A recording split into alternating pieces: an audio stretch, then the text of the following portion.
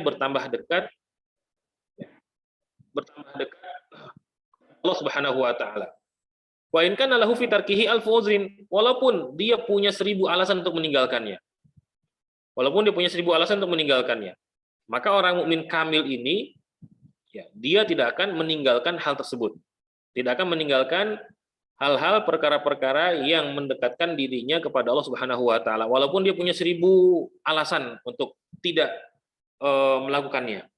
Ya, sama semisal salat berjamaah seperti ini, salat berjamaah. Kadang-kadang kita selalu punya alasan untuk tidak berjamaah gitu ya. Kenapa ente enggak berjamaah? Pusing kepala misalkan ya. Kenapa ente enggak berjamaah? Aduh, tadi lagi sumpek ya. Lagi boring ya. Kenapa ente enggak berjamaah? Aduh, lagi enggak mood berjamaah. Sedangkan orang yang mukmin kamil, kata beliau Imam Haddad, tidak akan pernah meninggalkan sedikit pun hal-hal perbuatan-perbuatan yang menyebabkan dia bertambah dekat kepada Allah Subhanahu wa taala. Walaupun bisa saja dia meninggalkan hal tersebut dengan 1000 alasan. Hatta ya'lama, sampai dia betul-betul tahu anna tarkahu, bahwa dia meninggalkan perbuatan itu ahabbu ilallah, lebih Allah sukai min fi'lihi, daripada dikerjakan. Kok bisa? Ya, orang mukmin itu katanya Imam Haddad, dia tidak akan meninggalkan perkara-perkara yang dapat mendekatkan dirinya kepada Allah Subhanahu wa taala. Karena orientasinya orang mukmin itu setiap nafasnya harus berpahala, ya. Setiap nafasnya harus menghasilkan pahala.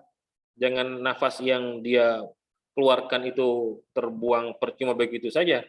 Terbuang percuma begitu saja, tidak menghasilkan pahala. Nah, ini ciri-cirinya orang-orang yang ahli tasawuf seperti itu ya. Mereka akan selalu menjaga tindakannya, bahkan nafasnya pun akan dijaga supaya tidak sia-sia. Supaya tidak sia-sia.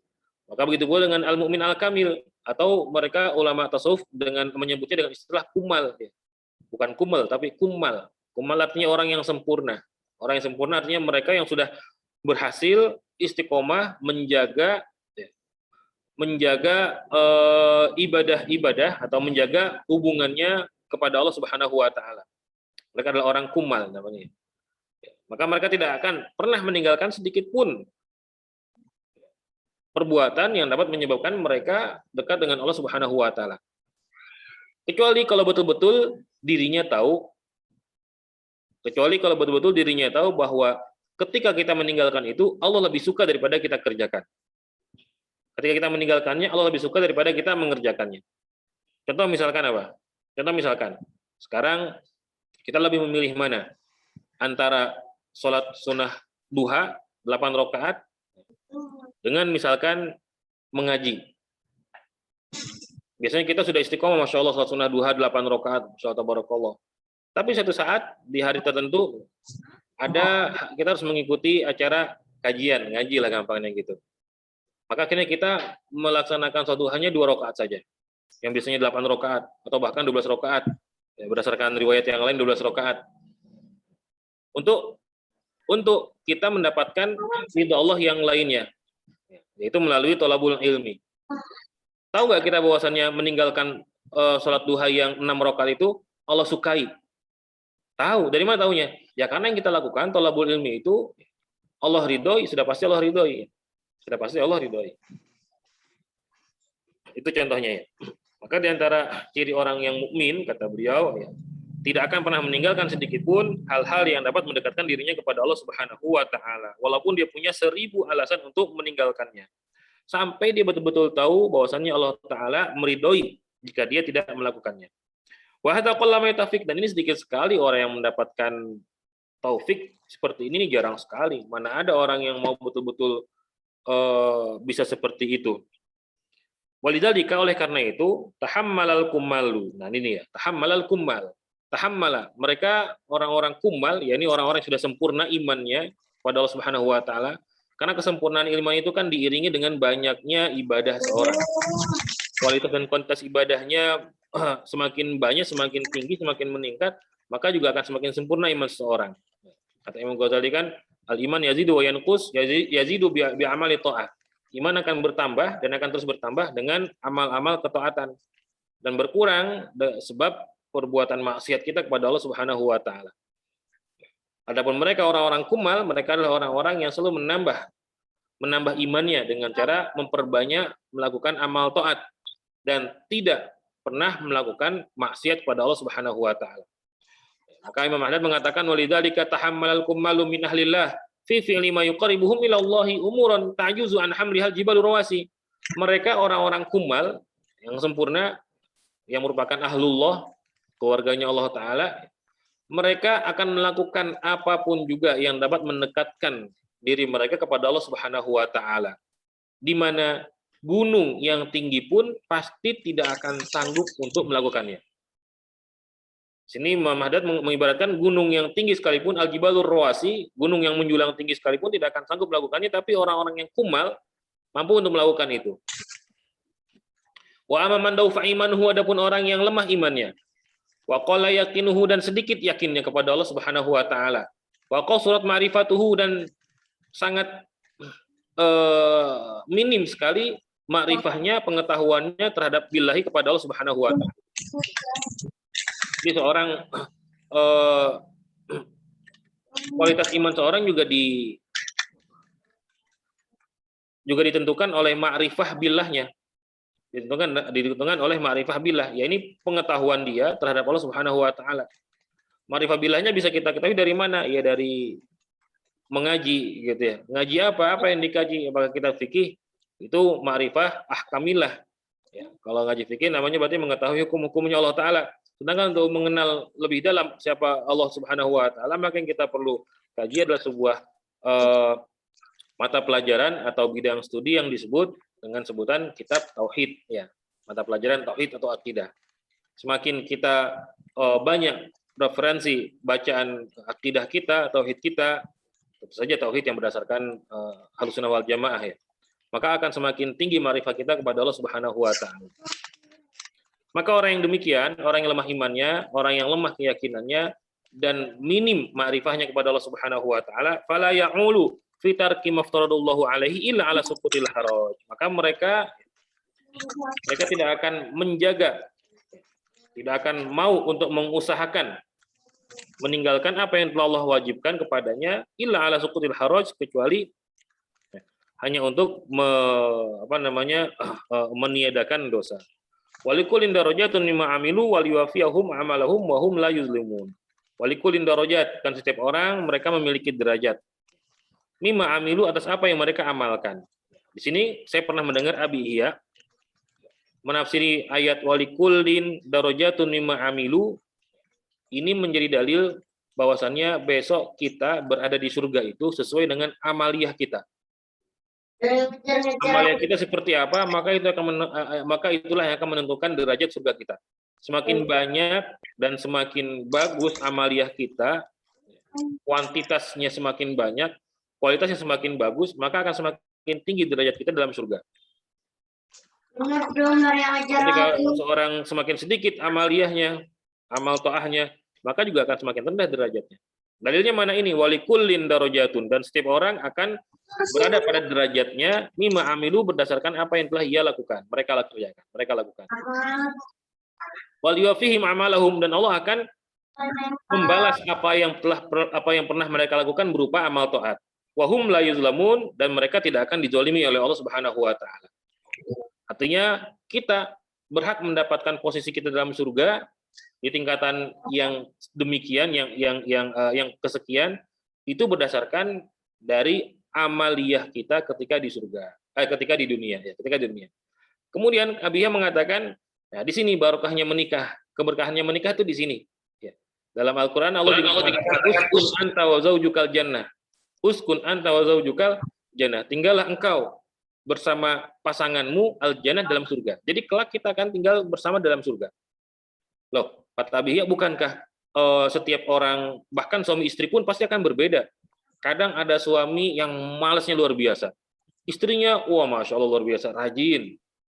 Kira-kira tempat yang paling tinggi surganya siapa? Si istri. Tapi suami bisa naik, bisa dikerek sama istrinya, karena punya istri yang soleha. Di sini pentingnya punya istri yang soleha.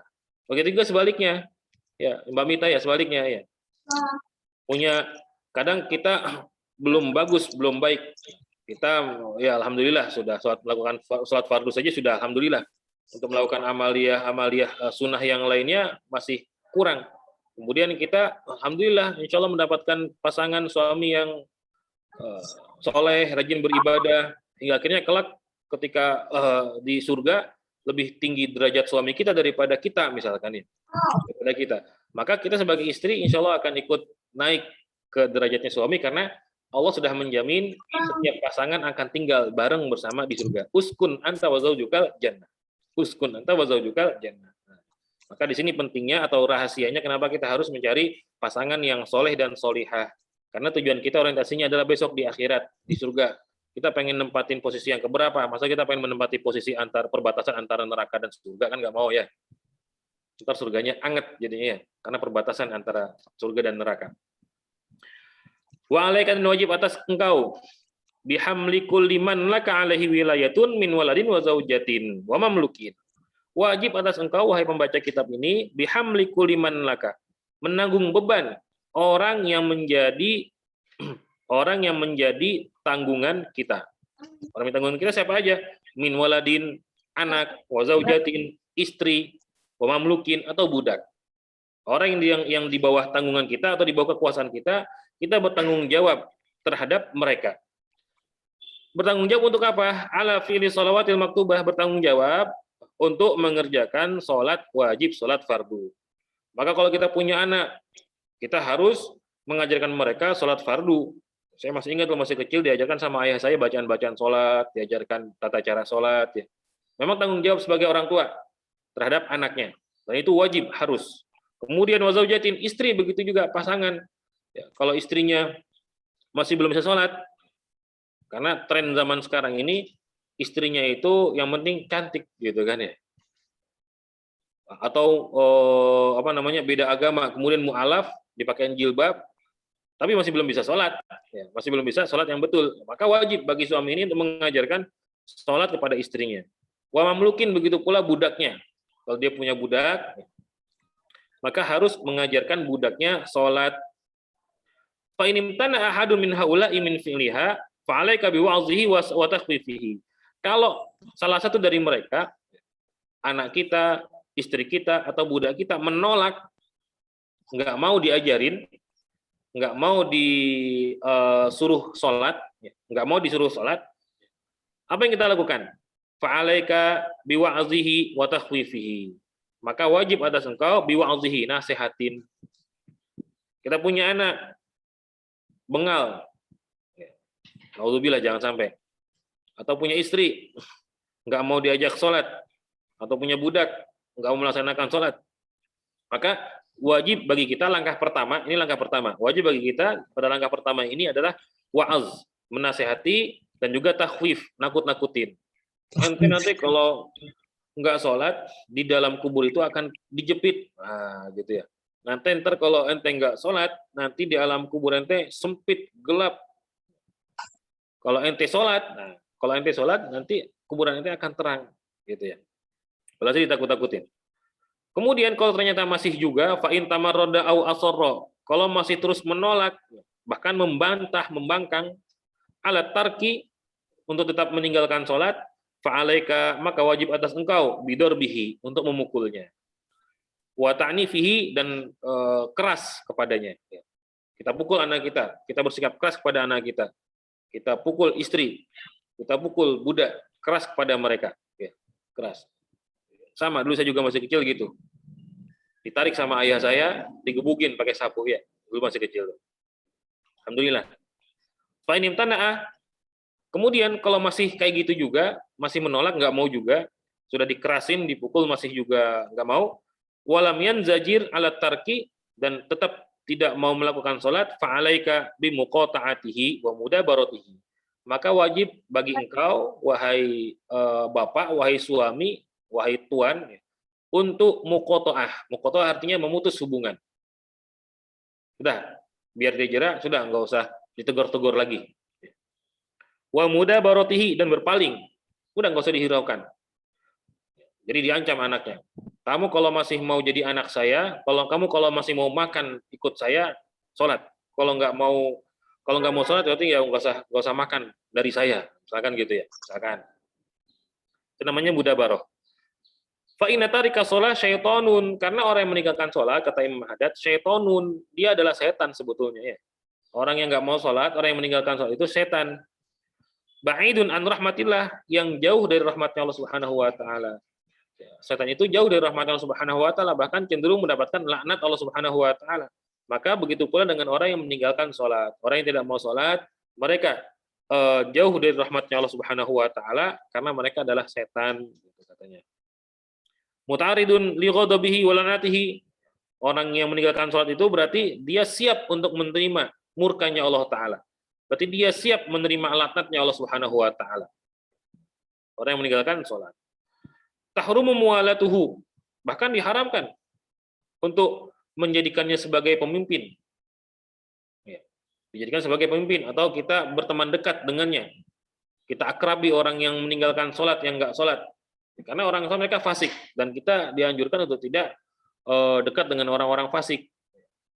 Makanya mereka para ulama ya tidak mau mendekatkan diri atau mengakrabkan diri kepada orang-orang fasik, ya, pada orang-orang fasik. Gimana kalau alasannya dakwah? Iya, dakwah kan nggak perlu akrab-akrab juga ya. Cukup menyampaikan, terima alhamdulillah, mau mengikuti kita ya alhamdulillah, kita dekati, kalau nggak mau ya sudah.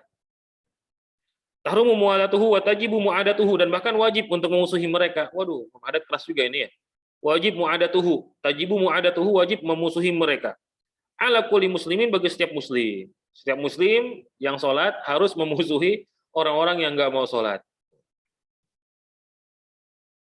Ya, tapi bukan berarti kepada orang yang sholat, orang yang lagi nggak sholat lagi lewat di depan kita. Nanti ahli neraka, ya nggak gitu juga ya. Ada orang yang nggak sholat lewat di depan kita baru keluar dari masjid.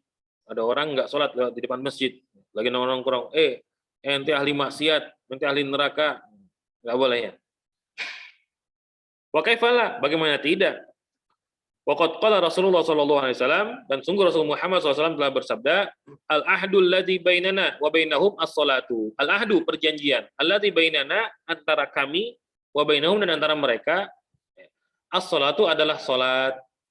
Ahadnya adalah salat. Faman tarakaha, maka siapa orang yang meninggalkan salat, faqad asyraka, maka dia sungguh telah berbuat syirik.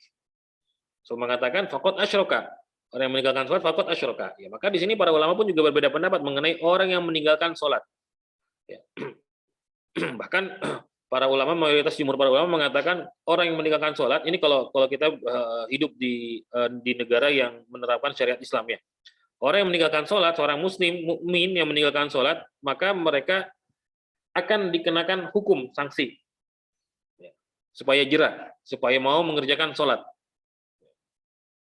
Seperti di Aceh ada polisi, polisi agama ya. Polisi agama yang menjaga waktu sholat. Jadi ketika waktu sholat, mereka menjaga, mereka patroli di jalan-jalan. Melihat apakah masih ada orang yang nggak sholat, gitu ya. Sama, maka mereka orang-orang yang tidak mau melaksanakan sholat, ya, menurut para ulama harus ditakdib, diberikan hukuman supaya mereka jera dan mau melaksanakan sholat. Kalau nggak mau juga, karena pertama dia malas, berarti masih dihukumi muslim, tapi muslim yang asi, fasik, muslim yang ahli maksiat. Sedangkan kalau dia tidak mau melaksanakan sholat karena menolak sholat, menganggapnya bukan sebagai suatu kewajiban, maka berarti dia telah kafir. Dia telah kafir, keluar dari Islam. Waqad qala sallallahu alaihi wasallam la dina liman la sholatalah. Waqad qala, dan sungguh telah bersabda sallallahu alaihi wasallam, Nabi sallallahu alaihi wasallam, la dina liman la sholatalah. Tidak ada agama orang yang tidak sholat. Artinya orang yang punya sholat nggak punya agama, ya, karena as-sholatu imaduddin, salat adalah tiang agama. Wa inna ma masalus sholati minad din kama salir ra'si minal jasad.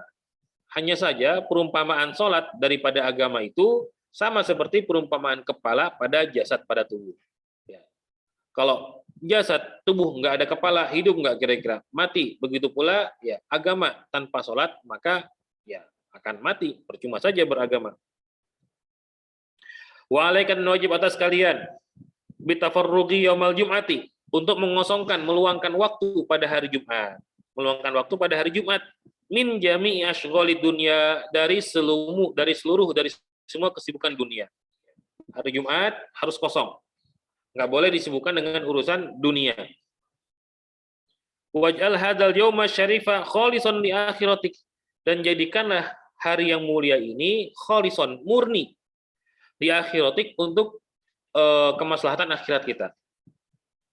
Khalison, murni, li akhiratik, untuk kemaslahatan akhirat engkau. Ya, katanya Imam Haddad. Diperintahkan kita untuk mengosongkan waktu pada hari Jumat, hanya konsentrasi beribadah demi kepentingan akhirat. Fala tashtagil fihi illa bimahdil khairi. Fala tashtagil fihi, maka janganlah engkau menyibukkan diri pada hari Jumat illa bimahdil khairi, kecuali dengan melakukan hal-hal perkara yang baik. Mujarradil iqbal ala Allah, dan hanya sebatas untuk menghadap Allah Subhanahu wa taala. Itu yang dilakukan kita pada hari Jumat. Wa ahsinil muraqabah, dan perbaguslah muraqabah kita. Muraqabah artinya koneksi kita dengan Allah Subhanahu wa taala, ya. Di saatil ijabah, terlebih pada waktu ijabah, pada waktu yang mustajabah. Para ulama mengatakan bahwa Imam Nawawi dalam kitabnya Al-Azkar, beliau mengatakan hari Jumat itu memiliki beberapa waktu yang mustajabah, yang tidak ada seorang pun tahu kapan waktu mustajabah itu. Tapi para ulama memprediksinya, para ulama memiliki prediksi kapan saja waktu-waktu mustajabah tersebut.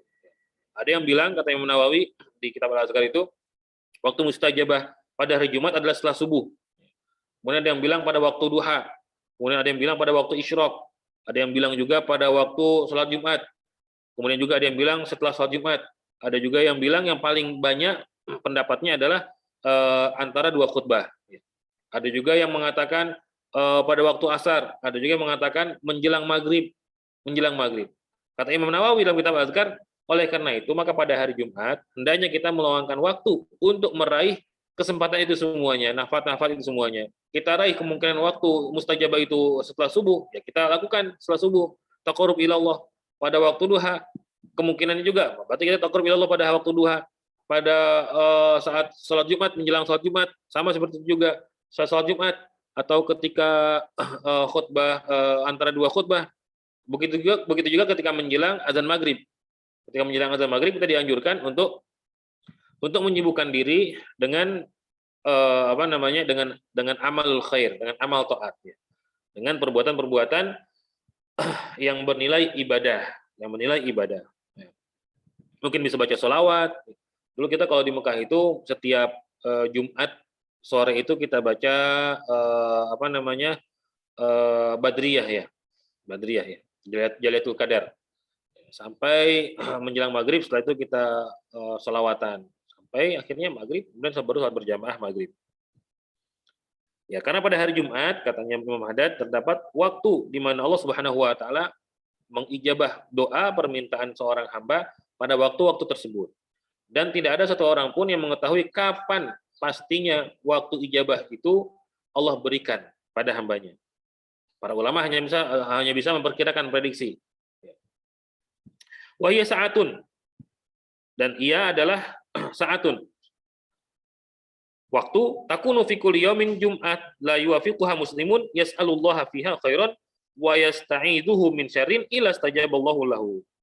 Waktu ijabah di sini merupakan waktu di mana terjadinya pada hari Jumat saja. Ya, terdapatnya pada hari Jumat saja, di mana seorang muslim jika mendapatkan waktu tersebut dan meminta kepada Allah Subhanahu wa taala kebaikan, atau dia meminta kepada Allah Subhanahu wa taala untuk dihindarkan dari keburukan, maka pasti Allah akan mengabulkannya. Pasti Allah akan mengabulkannya. Illa stajaballahu lahu, pasti Allah akan mengabulkan permintaan orang tersebut, baik itu permintaan untuk mendapatkan kebaikan atau permintaan untuk supaya dijauhkan dari mara bahaya. Wa alaika, dan wajib atas engkau wahai pembaca kitab ini, bil bukuri ilal jum'ah, untuk bersegera melaksanakan salat Jumat. Bersegera melaksanakan sholat Jumat, karena fadilahnya luar biasa. Walau antaruha ilaiha qabla zawal, walaupun engkau pergi untuk melaksanakan sholat Jumat sebelum tergelincir matahari. Jadi kita pergi ke masjid untuk sholat Jumat sebelum tergelincir matahari. Wabil qurbi minal mimbar, dan ketika sudah sampai di masjid mendekat ke mimbar. Artinya di saf pertama yang dekat dengan mimbar. Bukan di saf pertama yang paling pojok sana, dekat tembok, enggak. Tapi di saf pertama yang dekat dengan mimbar. Wal insatu lil khutbah. Begitu juga insot, diam. Fil khutbah, lil khutbah ketika khatib menyampaikan khutbahnya. Wahdar dan hati-hatilah. Antashtagil anhu bidzikrin au fikrin. Engkau menyibukkan diri dengan berzikir, au fikrin atau dengan berfikir. Jadi ketika khatib sedang menyampaikan khutbahnya, kita malah zikir. Salah. Begitu pula ketika khatib sedang khutbah, kita malah memikirkan yang lain. Ini salah. Bahkan Abuya itu, beliau paling nggak seneng kalau lagi ngaji itu lagi ngaji, Abuya lagi ngajar gitu ya. Ada santri megang tasbih, muter-muter tasbihnya. Artinya apa? Terus lagi wiritan. Padahal lagi ngaji. Padahal Abuya lagi menyampaikan ilmunya. Ada santri yang kayak gitu, langsung disuruh diam. Simpen tasbihnya. Marah gitu loh. Marah. Ya, sama seperti saat sholat Jumat juga begitu, ketika khatib sedang sedang menyampaikan khutbahnya, maka kita sebagai makmum harus mendengarkan dan diam. Nggak boleh berzikir dan juga nggak boleh berpikir. Artinya nggak boleh memikirkan hal-hal yang lain. Fokus pada apa yang disampaikan oleh khatibnya. Fadlan anil lagwi, apalagi kalau lagu sia-sia, wa haditsun nafsi, ataupun dia bicara dengan dirinya sendiri. Karena kadang kita merasa terkadang bosan dengan khutbahnya seseorang gitu ya. Akhirnya kita sudah ngomong sendiri. Haditsun nafsi, ngomong sendiri. Wastash'ir fi nafsika annaka maqsudun bi jam'i ma tasma'uhu. Wastash'ir, dan merasalah fi nafsika, pada diri kamu. Annaka maqsudun, bahwasannya engkaulah yang dituju, yang dimaksud. Bi jam'i ma tasma'uhu, dari seluruh apa yang kamu dengar, minal wa'zi, berupa nasihat. Wal wasiyah, dan berupa wasiat. Jadi ketika kita mendengarkan khutbah Jumat, kita harus fokus dan kita harus merasa bahwasannya khatib itu lagi nyindir kita. Khatib itu lagi nyindir kita. Kita harus merasa demikian. Ketika khatib sedang menyampaikan khutbahnya, kita mendengarkan dengan baik dan juga fokus. Kita harus merasa khatib sedang menyindir kita. Nyindir dalam artian mengkritik kita, mengkritik dalam kebaikan, dan kita harus menerima itu. Ya. Wa qra ba'da salami wa anta tsanin rijlaka wa qabla an tatakalama al-Fatihata wal Ikhlas wal Mau'izatain sab'an. Kemudian setelah selesai sholat Jumat, setelah salam, kita dianjurkan untuk membaca jadi urutannya setelah selesai sholat Jumat, salam, kemudian posisi duduk kita masih duduk tasyahud akhir, dan sebelum mengucapkan yang lainnya, kata Imam Haddad, hendaknya kita membaca Al-Fatihah, kemudian Al-Ikhlas, kemudian Al-Falaq, kemudian An-Nas, masing-masing sab'an sebanyak 7 kali. Jadi setelah Assalamualaikum warahmatullahi wabarakatuh, langsung baca Fatihah. Al-Fatihah, Bismillahirrahmanirrahim, Alhamdulillahirabbil alamin 7 kali. Terus Al-Ikhlas 7 kali. Terus Al-Falaq 7 kali, dan An-Nas juga 7 kali.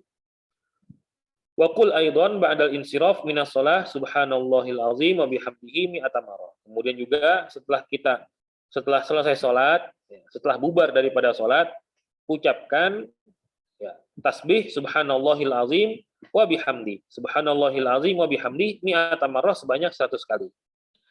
Fil khabari, maka dalam sebuah khabar hadis, mayadulu ala fadli dzalika. Sesuatu ya dulu yang menunjukkan ala fadli zalika, akan keutamaan hal tersebut, keutamaan membaca subhanallahil azim wa bihamdi sebanyak 100 kali setelah kita selesai sholat Jumat. Wabillahi taufik, dan hanya kepada Allah lah taufik. Wallahu ta'ala alam bisawab. Insyaallah akan kita lanjutkan pembahasan berikutnya, insyaallah mengenai zakat, mengenai zakat. Pembahasan mengenai sholat yang diawali dari pertama kita membahas masalah sholat, yakni kita dianjurkan untuk di masjid kita berdiam diri di masjid, memperbaiki kondisi kita sebelum datang ke masjid, sampai akhirnya pembahasan terakhir mengenai pembahasan sholat Jumat sudah kita bahas. Alhamdulillah, semoga apa yang kita dapatkan dari beliau Imam Haddad dapat bermanfaat untuk diri kita, amin ya rabbal alamin, terutama untuk Al-Fakir sendiri ya. Ketika kita baca ini juga menjadi teguran buat kita juga buat kita. Terus terang hari Jumat itu kita di sini ngaji ya. Kadang sampai jam ngajinya kita itu sampai agak siang, sampai ketika menjelang azan Jumat. Kemudian baru kita berangkat sholat Jumat. Baru kita berangkat sholat Jumat. Jadi orang-orang tuh ngeliatnya kayaknya kita ini selalu terlambat sholat Jumat. Padahal mah kita ngaji. Karena kita terbatas waktunya ngajinya. Terbatas ngajinya, waktu ngajinya terbatas. Karena banyak kesibukan-kesibukan. Akhirnya harus betul-betul memanfaatkan waktu untuk ngaji. Ini salah satu bentuk introspeksi kita. Mungkin bisa berubah waktu ngajinya, Allah alam nanti gimana teknisnya supaya kita bisa tabkir satu Jumat, bersegera untuk hadir pada saat sholat Jumat. Dan dulu alhamdulillah ketika dulu saya masih sendiri dan masih nggak sibuk dengan apa-apa ya, ketika Jumat kita hadir lebih awal, itu rasanya nyaman sekali ya. Rasanya adem, ayem gitu. Ada rasa yang berbeda ketika kita sudah hadir di masjid untuk melaksanakan sholat Jumat. Padahal waktunya masih lama, mungkin masih setengah jam, kadang masih 1 jam, ya, 1/4 jam. Itu nikmatnya luar biasa. Nggak usah ngapa-ngapain aja, nikmat. Niat untuk itikaf aja. Itikaf aja. Tapi ya kalau bisa sambil dengan sholawat atau sambil dengan baca itu lebih nikmat.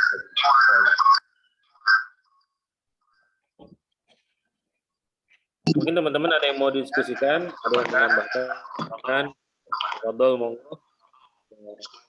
Ustaz,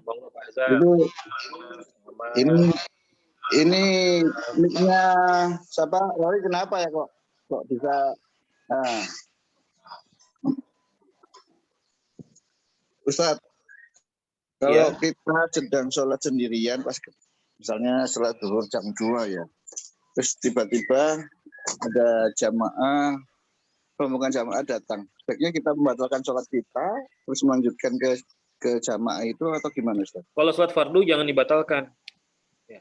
Tapi kalau bisa diringankan. Diringankan dalam artian ya bukan berarti dicepet-cepetin, tapi diringankan bacaannya. Kayak misalkan sunah-sunahnya nggak usah terlalu diperbanyak. Ya.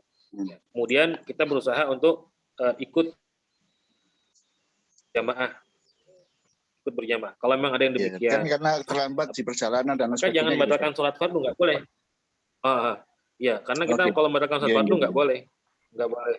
Kalau sholat sunnah masih boleh sholat sunnah ya. Sholat fardu nggak boleh. Tadi itu kan, Ustaz, tadi itu kan bagi yang bagaimana dengan orang yang lama tidak sholat, kemudian apakah perlu syahadat lagi? Untuk sholat lagi. Iya. Maka di sini kita harus kita yang tahu itu bukan kapasitas kalau kita sendiri bukan kapasitas kita untuk menghukumi orang ente kafir ya, enggak. Walaupun secara hukum kita tahu orang tersebut perilakunya adalah perilaku orang kafir karena meninggalkan sholat atau tidak mau sholat. Tapi yang berhak untuk menghukumi ente kafir ya atau bukannya itu qadhi. Qadhi yang memutuskan. Bukan kita. Jadi kita ketika tadi seperti saya contohkan, kita baru keluar sholat jamaah dari masjid.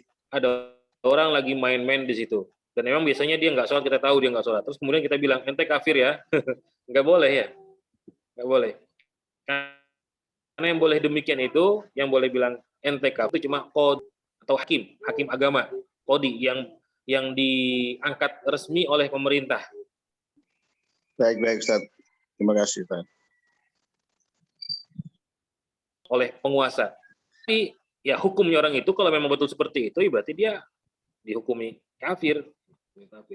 Tapi sekali lagi kita tidak boleh menghukumi. Karena menghukumi itu adalah haknya qadhi. Ini Abuya menegaskan masalah ini dalam kitabnya Mafahim. Jangan sekali-kali kita menuduh serampangan.